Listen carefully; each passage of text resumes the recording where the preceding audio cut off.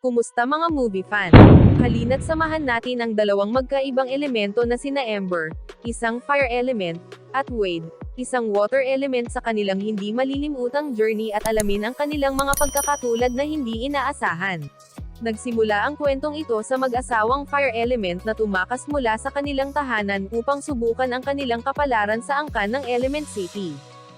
Nung hindi matagumpay na mabigkas ng opisyal ang kanilang pangalan, nagdesisyon siyang tawagin silang Bernie at Cinder para makapasok na sila sa lungsod. Pagpasok nila, namangha sila sa kaharian ng Element City na puno ng buhay at kagandahan. Nakarating sila sa Garden District, ngunit tumanggi ang mga may-ari ng bahay dahil sa takot na masusunog nila ang buong lugar.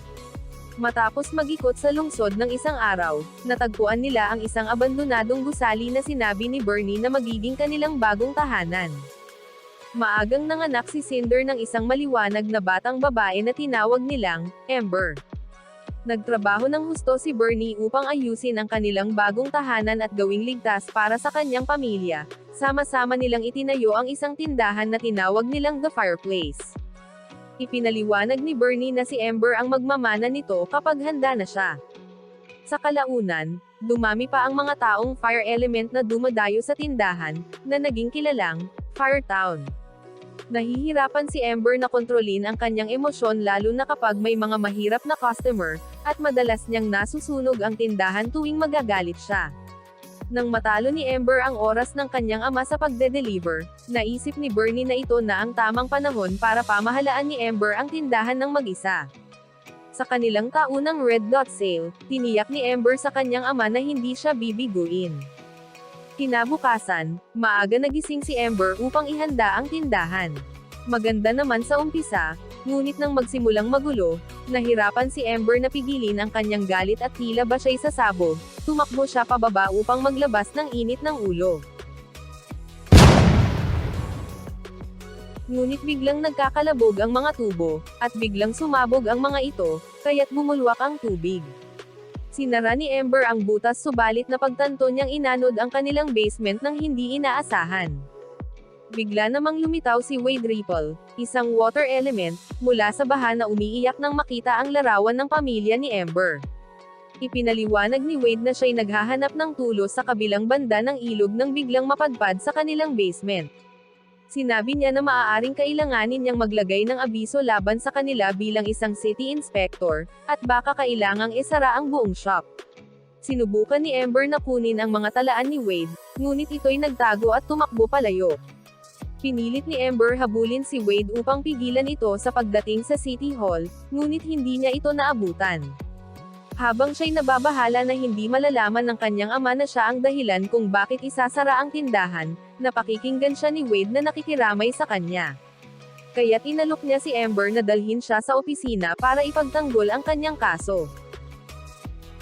Sinabi ni Wade kay Ember na sabihin kay Fern ang kanyang kwento, ngunit nagkamali siya ng pagsasalaysay hanggang sumabog na naman si Ember sa galit. Nang mag-usisa si Wade tungkol dito, hindi nagdalawang isip si Fern na ipadala ang tiket pagkatapos ng nangyari sa opisina niya. Sinabihan ni Ember na asahan ang tindahan na magsasara sa loob ng isang linggo. Nang bumalik si Ember sa kanilang tahanan, natagpuan niyang sarado ang tindahan habang inaayos ng kanyang mga magulang ang mga tumagas na tubo. Pinanatag siya ni Cinder na malalampasan nila ito gaya ng dati. Nang magtanong si Ember kung ano ang ibig sabihin nito, isinalaysay ng kanyang ina kung bakit sila umalis sa Fireland bago pa mangyari ang lahat. Mayroong asol na apoy na nag-uugnay sa mga tao doon sa kanilang mga tradisyon, pero nagbago ang lahat noong dumating ang malakas na bagyo. Lahat ay maraming nawala sa araw na iyon. Na-realize ni Bernie na kailangan nilang umalis sa Fireland upang makabuo ng mas magandang buhay para sa kanilang sarili, lalo na noong buntis si Cinder kay Ember. Kinabukasan, pumunta si Ember sa lungsod upang kausapin ang boss ni Wade.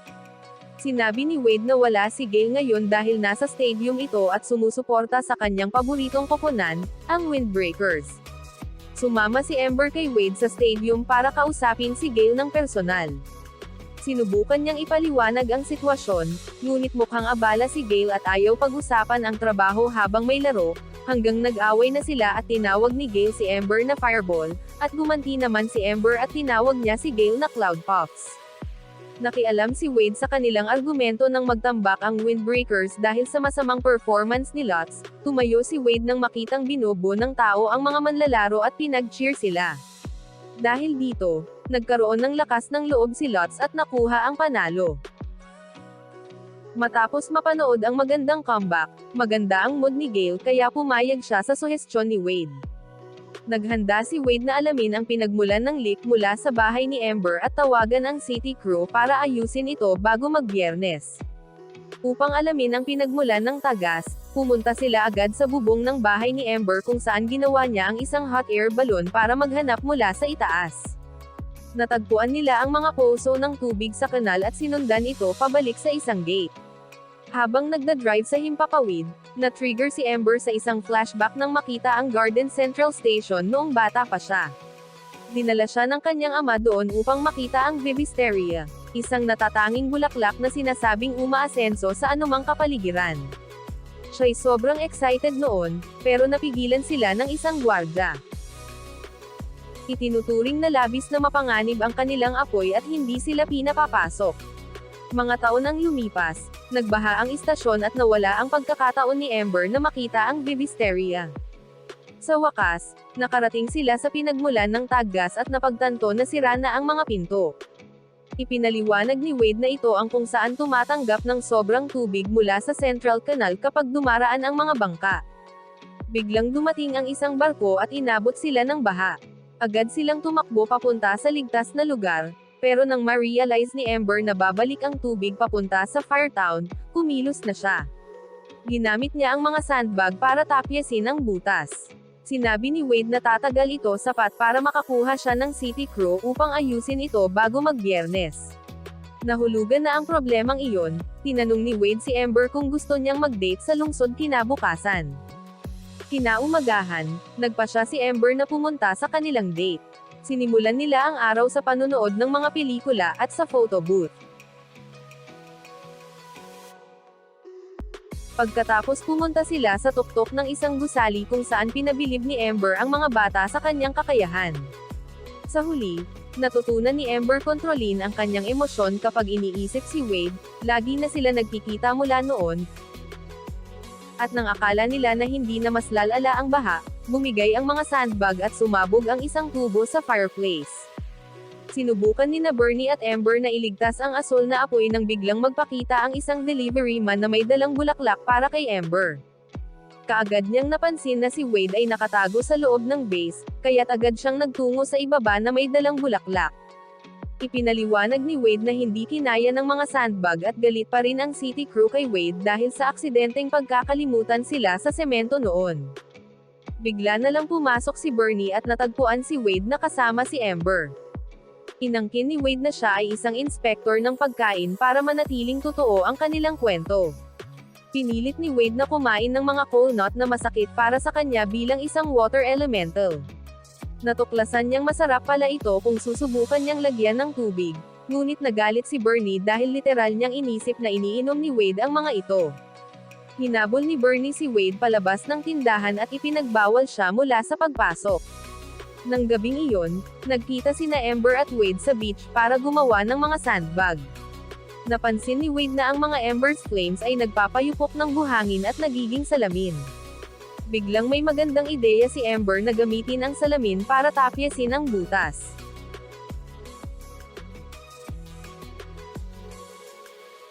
Nang magtagumpay ito, sinabi ni Wade na siya ay tatawag kay Gale para suriin kung sapat na ito. Sinabi ni Bernie kay Amber na swerte siya sa kanya. Sobrang nag-aalala si Amber tungkol sa kinabukasan ng kanilang tindahan kaya't nagtagpo sila ni Wade para malaman ang desisyon ni Gale. Si Cinder na ina ni Amber, ay nagising dahil sa pagmamahalan sa hangin, kaya't sinundan niya si Amber pabalik sa hotel kung saan nagstay si Wade. Inanyayahan siya ni Wade na bumalik sa kanilang bahay para makilala ang kanyang pamilya habang naghihintay sila ng tawag ni Gale. Natagpuan ni Cinder si Amber na pumapasok sa hotel, ngunit hindi niya makita kung sino o ano ang itsura ng lalaki. Sinubukan niyang sundan siya sa loob ng hotel, ngunit hindi siya pinayagan ng bantay. Nakilala ni Amber ang pamilya ni Wade na nagsabi sa kanya kung paano napaglaruan si Wade ng isang sponge noong bata pa siya. Nag-usap sila tungkol sa kung paano namamana ang hilig sa sining sa kanilang pamilya. Nang aksidenteng mabasag ni Alan ang isang pitchel, agad itong naayos ni Amber sa harap ng kanilang mga mata, kaya't nagulat ang lahat nang sabihin ng ina ni Wade na may talento siya. Biglang nag-suggest si Wade na maglaro sila ng The Crying Game pagkatapos ng hapunan. Nang magkasama na sina Amber at Wade, inamin ni Wade ang kanyang nararamdaman para sa kanya at kung gaano niya gustong maging malapit sa kanya. Napaluha si Amber nang ma-realize na hindi sila pwedeng maging magkasama sa kabila ng kanilang nararamdaman para sa isa't isa. Sa bandang huli, nakatanggap sila ng tawag mula kay Gale na labis na natuwa nang malaman na ginamit nila ang tempered glass para mapatatag ang butas, na nagtanggal ng anumang mga paglabag sa tindahan bago maghapunan. Pagkatapos ng hapunan, sinabi ng ina ni Wade kay Amber na nakipag-ugnayan siya sa kaibigan niya sa kumpanyang gumagawa ng salamin at sinabing kailangan nila ng intern. Lumabas si Amber na galit, at nagtaka si Wade kung bakit siya nagagalit. Ipinaliwanag ni Amber na siya'y nai-frustrate nang malaman niyang hindi niya pala nais na pamahalaan ang tindahan. Ipinagtaka niya kung paano sa kabila ng kanyang pangarap na pamahalaan ang tindahan at ang kanyang mga panalangin sa alab na asul noong bata siya, napagtanto niyang hindi rin ito mahalaga dahil ang pagsasakripisyo ng kanyang mga pangarap ang tanging paraan upang mapalitan ang sakripisyo ng kanyang mga magulang. Bigla namang nag-abot kay Amber ang kanyang ina at labis itong galit nang malaman na nakikita si Amber na kasama ang isang lalaki mula sa tubig. Sinubukan ni Amber ipaliwanag na si Wade ay kaibigan lamang, ngunit itinutulak ni Cinder na amoy niya ang pagmamahalan sa kanila. Inilabas niya silang dalawa papasok upang gawin ang isang pagsusuri ng kanilang kompatibilidad. Nang hindi kayang masindihan ni Wade ang sparkler mag-isa, tumayo siya sa harap ni Amber upang mapaapoy nito tulad ng isang magnifying glass. Habang umuusok ito, nag-ikot ang usok sa paligid ng isa't isa, nagpapahiwatig na sila'y nagmamahalan. Bago pa maiulat ni Cinder ang resulta, biglang dumating si Bernie at pareho silang tumakbo upang salubungin siya, itinulak nila si Wade palabas ng tindahan. Sinabi ni Bernie na nang umalis sila niyang ina mula sa Fireland, ibinigay niya ang malaking bow sa kanyang ama, at ito raw ang pinakamataas na respeto na maari mong ibigay. Sa kasamaang palad, hindi ito ibinalik ng kanyang ama, na nagpapahiwatig na hindi ito sang-ayon sa kanya o sa kanyang desisyon.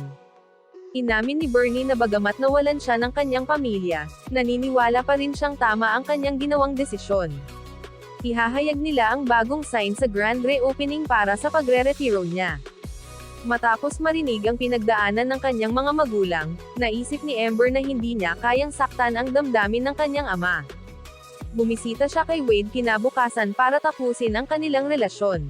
Tinanong siya ni Wade kung pwede niyang ipakita kay Amber ang isang bagay. Pagdating nila sa Garden Central Station, naghihintay na si Gale sa kanila. Inalok ni Wade si Amber na makakita ng Vivisteria sa tulong ni Gale na maglalagay ng air bubble na makakapagpabukas sa kanya para makita ito ng malapitan.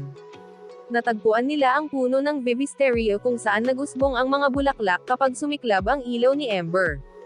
Siya'y natutuwa hanggang sa napagtanto nilang nauubos na ang hangin sa air bubble kaya't dali-dali itong tinungo ni Wade papunta sa labas matapos ang nakakabighaning near-death experience. Nahulog sa isa't isa ang kanilang mga kamay, at sumayaw sila sa ilalim ng liwanag ng buwan. Bigla namang nagkaroon ng mga flashback si Amber tungkol sa kanyang ama. Lumayo si Amber at sinabi na kailangang bumalik sa kanyang buhay sa tindahan kung saan siya nararapat. Sinubukan ni Wade na kausapin siya ukol sa kanyang desisyon na kailangan niyang kausapin ang kanyang ama tungkol sa kanyang mga pangarap. Galit na galit si Amber at sinabihan siya na huwag siyang maghusga dahil hindi niya alam kung paano ito para sa kanya na ang kanyang mga magulang ay nag-alay ng lahat para sa kanya. Kinabukasan, nagtipon ang lahat sa harap ng tindahan para ipagdiwang ang grand reopening. Tumayo si Bernie sa plataporma at inanunsyo ang kanyang pagre-retiro, pagkatapos ay ipinasa kay Amber ang Blue Flame bilang tanda na ipinagkatiwala na niya ang tindahan dito. Bigla namang dumating si Wade upang makisali sa pagdiriwang. Ipinaliwanag niya na maraming dahilan kung bakit hindi sila magkakatugma, ngunit sa kabila nito, may isang malaking dahilan kung bakit maaari silang magkasama. Pinatotohanan niya ang kanyang pag-ibig sa harap ng lahat, ngunit tinanggihan siya ni Amber at pinatigil na umalis. Pagkatapos ng malalim na pag-aalala, Inaamin ni Bernie na nilabag niya ang kanyang tiwala at binawi ang kanyang pagre-retiro. Lumaya si Amber patungo sa lungsod upang mag-isip. Sinubukan niyang kalimutan ang kanyang nararamdaman para kay Wade, ngunit hindi niya magawa. Sa huli, nakita niya ang pagguho ng Watergate at ang pag-apo ng tubig patungo sa kanal. Si Amber ay agad na bumalik patungo sa Firetown, nag-aalala para sa buhay ng kanyang mga magulang. Samantalang si Wade ay halos sumakay na sa eroplano para kalimutan si Amber nang mapansin niyang may hindi tama sa Firetown. Binalaan ni Amber ang mga tao at ang kanyang mga magulang tungkol sa malakas na baha at nakaakyat sa kaligtasan sa tamang oras. Si Amber ay mabilis na tumungo sa tindahan upang iligtas ang Blue Flame. Ang pinto ay halos bumagsak nang dumating si Wade upang tumulong. Sinubukan ni Amber na iligtas ang asul na apoy sa pamamagitan ng paggawa ng salamin na pader sa paligid nito, ngunit nang hindi kayang pigilan ng salamin ang tubig, inilagay ni Wade ang asul na apoy sa isang ilawan, bago sila mawalan ng paraan upang makatakas. Nagsikap silang umakyat sa bubong, ngunit bumagsak ito. Sinubukan ni Amber na gibain ang pader, ngunit itinigil siya ni Wade dahil maaaring pumasok ang tubig at patayin siya. Si Amber ay nag-breakdown dahil hindi alam kung ano ang gagawin, ngunit pinatibay siya ni Wade na sinasabing wala siyang pinagsisisihan. Dahil sa takot na mawala si Wade, inamin ni Amber na siya'y umiibig dito, at nagyakapan sila. Natagpuan ni Bernie at ng iba si Amber na pagod at natrap sa isang silid. Inamin niya na wala na si Wade at sa wakas ay nagkaroon siya ng lakas ng loob na sabihin sa kanyang ama, na hindi niya nais na patakbuhin ang tindahan. Nilapitan ni Bernie si Amber at sinabi na ang tindahan ay hindi kailanman ang kanyang pangarap, kung hindi si Amber. Nagyakapan sila at biglang narinig nila ang iyak ni Wade. Natanto ni Amber na buhay pa si Wade at sinubukan niyang paiyakin ito upang magbalik sa normal. Sa huli, bumalik si Wade sa kanyang normal na kalagayan, at tinalo ni Amber patungo sa kanyang yakap at sila'y naghalikan.